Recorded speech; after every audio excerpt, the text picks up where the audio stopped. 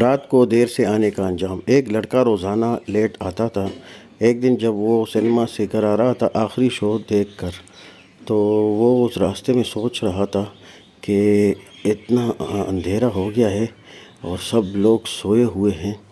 تو وہ مختلف گلیوں سے گزرتا ہوا جا رہا تھا۔ اس کے دل میں ایک عجیب سی خوف کی کیفیت طاری تھی، کیونکہ گلی میں کوئی نہیں تھا۔ رات کے 1-1:30 کا ٹائم تھا، تو اس وجہ سے جب اس نے دیکھا تو ایک عورت رو رہی تھی۔ گلی میں، سنسان گلی میں عورت رو رہی تھی۔ اس کو بڑا تعجب ہوا، اس کے قریب گیا کہ تم کیوں رو رہی ہو ماسی؟ تو اس نے کہا مجھے میرا ابو چاہیے، مجھے میرا ابو چاہیے۔ تو اس لڑکے نے اس سے کہا کہ تم اتنی بوڑھی ہو، اب تمہارا ابو میں کدھر سے لے آؤں؟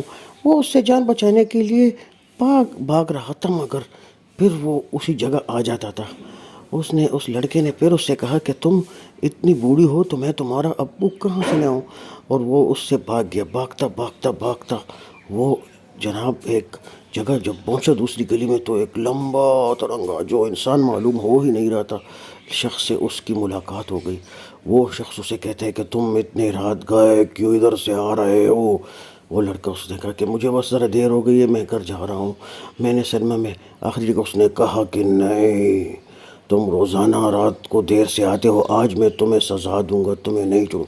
لڑکے نے کہا نہیں، مجھے چھوڑ دو نا، میں پھر کبھی بھی لیٹ نہیں آؤں گا، میں آپ سے وعدہ کرتا ہوں، بلکہ میں قسم کھاتا ہوں، میں سنیما دیکھنا ہی چھوڑ دوں گا، میں رات کو 8 بجے کے بعد کبھی بھی گھر سے اس نے کہا نہیں، تمہیں سزا دینی چاہیے، تم روزانہ لیٹ آتے ہو۔